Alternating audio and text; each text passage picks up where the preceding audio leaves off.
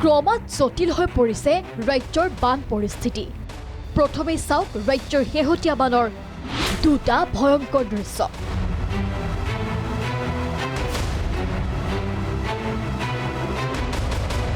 বাক্সাত কথম্পি প্ৰাণ ৰক্ষা মটৰচাইকেল আৰোহীৰ।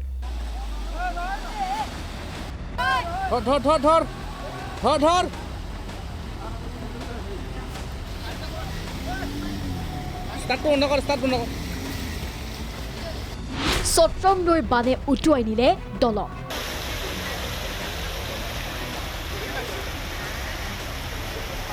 ইখনৰ পাছত সিখন গাঁও বুৰিছে বানত। শেহতীয়া তথ্য মতে ৰাজ্যৰ 14খন জিলা বানৰ কবলত। 309খন গাঁৱৰ 1.05 লাখ লোক ক্ষতিগ্ৰস্ত। ৰাজ্যিক দুৰ্যোগ প্ৰশমন বিভাগে প্ৰকাশ কৰা তথ্য মতে বানত ক্ষতিগ্ৰস্ত 39,806টা পশুধন। বিভিন্ন স্থানত ব্যাহত যাতায়াত ব্যৱস্থা। ব্ৰহ্মপুত্ৰ বৰাকৰ লগতে ৰাজ্যৰ প্ৰায়বোৰ উপনৈৰে জলপৃষ্ঠ ক্ৰমাৎ বৃদ্ধি পাইছে। কামপুৰত জটিল পৰিস্থিতিৰ সৃষ্টি কৰিছে কপিলীৰ বানে।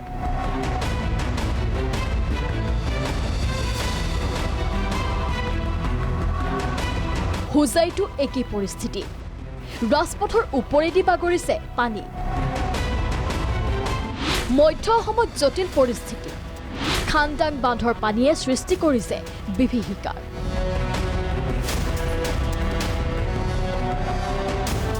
খান্দাং বান্ধৰ পানী এৰি দিয়াত অবৰ্ণনীয় পৰিস্থিতি কাৰ্বি আংলঙত।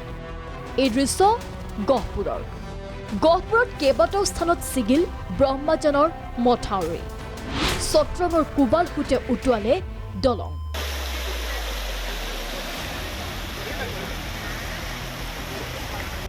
কেইবাখনো গাঁৱৰ মাজত বিচ্ছিন্ন যোগাযোগ।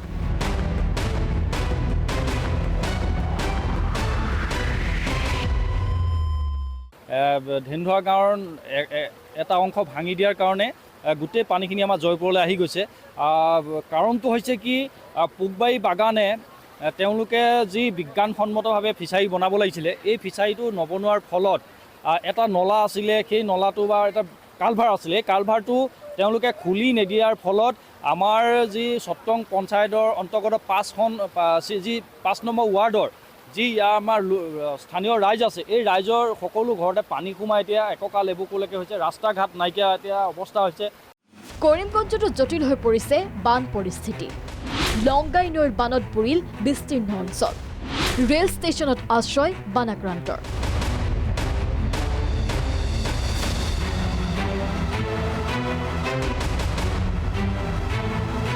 শেহতীয়া বানত মাজুলীত ভাগিল লাখটকীয়া দলং। ধেমাজিত গাই নৈৰ ভয়াৱহ ৰূপ। 10খনৰো অধিক গাঁও বানৰ কবলত।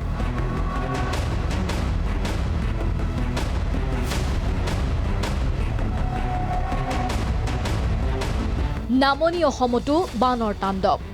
পুঠিমাৰী, শুক্লাই, চম্পাৱতী নৈৰ তাণ্ডৱ। বুঢ়াদিয়াৰ ভগ্ন মথাউৰিৰে সোমাইছে পানী। গুৰেশ্বৰ, কোকৰাঝাৰ, নলবাৰীত বান।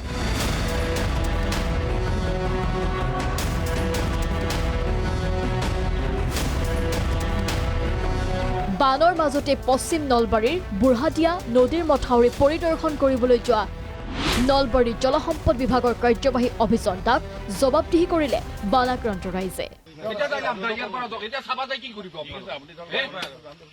আমি ভুক্তভোগী, আপুনি জানে, তেওঁ জানে নিজে।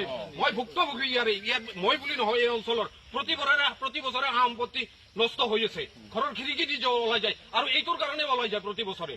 যোৱা বান্ধি দিছে, যোৱা বছৰ বালাই দি বান্ধি দিছে, সেই অৱস্থা হৈছে। বছৰৰ দ্বিতীয়টো বানৰ কবলত পৰা হোজাইৰ বান পৰিস্থিতিৰ বুজ ললে কাজিৰঙা লোকসভা সমষ্টিৰ সাংসদ কামাখ্যা প্ৰসাদ তাছাই। পানীটো আমি ৰখাব নোৱাৰোঁ, বৰষুণো ৰখাব নোৱাৰোঁ, পানী ৰখাব নোৱাৰোঁ, কিন্তু তাৰ হোৱাৰ কষ্ট আমি লাঘৱ কৰাৰ কাৰণে আমাৰ চৰকাৰে যিখিনি ব্যৱস্থা কৰিছে, সেই ব্যৱস্থাৰ আধাৰত আমি তেখেতসকলক সাহায্য ব্যৱস্থা কৰিব পাৰোঁ। আৰু মানুহখিনি যথেষ্ট অসুবিধাত আছে, এই কথা আমি গম পাইছোঁ। বানপানীৰ প্ৰকোপ আৰু ভয়াৱহতা গম পাওঁ। মানুহ যথেষ্ট ক্ষতিৰ সন্মুখীন হয়, এই কথাও গম পাওঁ। গতিকে তাৰ বিপৰীতে আমি তেখেতসকলক কেনেকৈ কোনো অসুবিধা নোহোৱাকৈ এই সময়টোত, বিশেষকৈ দুৰ্যোগৰ সময়টোত কেনেকৈ পাৰ কৰিব পাৰি, তাৰো আমি চিন্তা চৰ্চা কৰোঁ। Bureau report, Prag News. ধৰ